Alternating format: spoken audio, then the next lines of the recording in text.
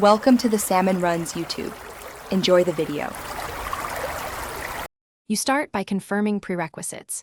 You must be signed into the same Microsoft account on both the Xbox and the client device, and remote play must be enabled on the console. Once done, make sure the console is set to instant on power mode so it can stream while sleeping. Next, connect both devices to the fastest network available, preferably 5 GHz Wi-Fi or wired LAN, because bandwidth and latency directly affect playability, and that's why you reduce wireless hops early. Once connected locally, open the Xbox app on your client device and select your console, then choose Remote Play. This initiates a direct stream. If you hit NAT or connectivity problems, inspect your router. Enable UPnP or forward port 3074 TCP/UDP to the console. This helps traversal and lowers dropped packets.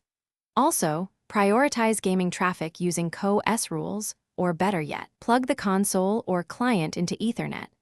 These steps you finish by testing the stream. Start at 720p/30 to confirm a stable connection, because lower resolution exposes network issues before you switch to 1080p. If you experience stutter or disconnects, restart the console, restart the Xbox app, and power cycle the router. These simple resets clear transient states. If problems remain, try a different client device or even a mobile hotspot to isolate whether the issue is the home network or the console. That single test often reveals the real bottleneck.